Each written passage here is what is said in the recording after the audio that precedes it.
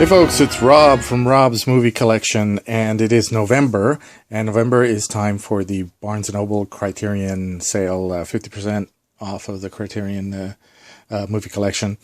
I went in there to Barnes & Noble the other day, very innocently, I swear. I wasn't even aware of this. I wasn't, at least I didn't remember it at the time. And of course saw that it was going on, and unfortunately did some damage. So it's been a while since I've done a video here. I've been kind of busy, but I thought I'd get back into it with a short little haul video and show you what I got. So let's get started with this. First up, we got House. This is a Japanese ghost story. A friend of mine from work lent me this a couple years ago and said I should see it, and it was really good. It's definitely different. We have a certain way of doing things in the Western world of approaching this sort of subject matter, and of course in the East they have a different way, and it's always good to see foreign films and see how they tackle similar subjects and how they have their own unique point of view. So I really liked House. I've seen this cover for a long time. I see it at the stores at Barnes & Noble and other places, and it never occurred to me that it would have been a ghost story. But definitely recommend it. Really good. So I'm starting off with the ones that I've seen, because I bought a lot that I haven't seen. Added to my Charlie Chaplin section here, collection with The Great Dictator, one of his best ones. I've said before in previous Criterion Hall videos that I really do enjoy Charlie Chaplin's non-tramp roles. They weren't always his most successful ones, but I like to see him stretch and be different, and this one was really gutsy because he was just ridiculing a world leader at the time that he was in power. Something that we can kind of relate to these days, I think. But one of his best, a good satire, and he plays two roles in it, and it's really good, and I really enjoy it. I'm glad to have it in my collection here.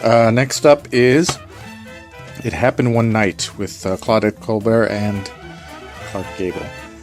One of the first, or some would say even the first screwball comedy, a Frank Capra film. There was another little more pared-down copy of this over there for $14.99, but this one being half off, of course, came out to $15, and has some documentaries. I think it has a 45-minute documentary on the life and times of Frank Capra, and I'm just a junkie for documentaries, especially movie related documentaries. So this, of course, has that famous scene where they're trying to stop the car and hitchhike, and Clark Gable does it with the thumb, and Claudette Colbert does it with her leg.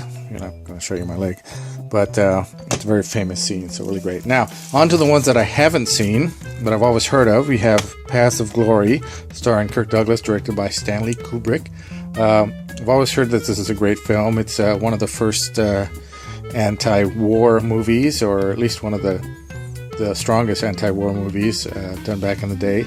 It's set in World War I, and I've always heard that this is, I've seen clips of it here and parts of it here, and what I've seen I've liked, so definitely was interested in getting this. I almost got it the last time at the last sale earlier this year, but fortunately it was still around, so I was able to get it this time.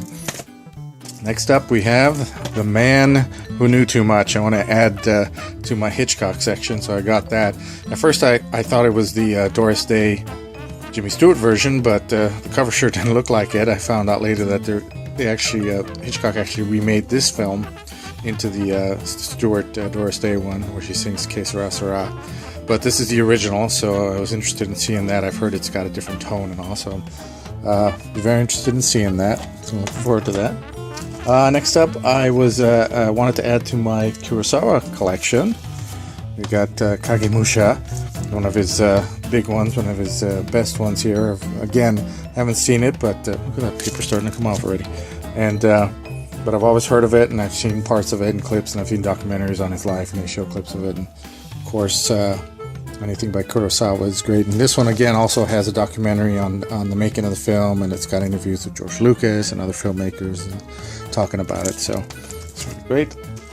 Next up, we got another Kurosawa, Yojimbo.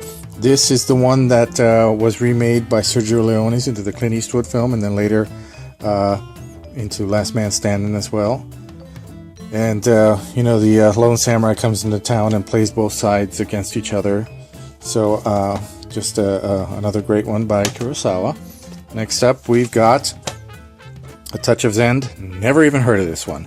Last time I did this haul thing, I was talking about Lady Snowblood, which I also had never heard of, but I read the back of it and I thought it sounded pretty good. So same thing with this. I read the back of it and I thought it was pretty good. I liked the argument there. I liked what the storyline is about. So I thought I'd take a chance on it, and yeah, I'm glad I did. So last up, we got Western 310 to Yuma, starring Glenn Ford, and this was also remade at one point a couple years back. And I saw that one, and I saw bits of this one at one point too, and you know, the classics, the originals are usually the better ones, but so I wanted to definitely add that to my Western section. And so there you have it. Looking forward to seeing those. Let me know if you've seen any of these and you think they're worth it, and well, that's that. Looks like Kagemusha wants to be open soon, so we'll have to start with that one. But yeah, let me know if you've seen it, if you liked any of these or don't like them or whatnot. Yeah, leave a comment, subscribe, of course. But and I will hopefully be making some more videos very, very soon. Until then, as usual, of course, keep watching movies. All right, see ya.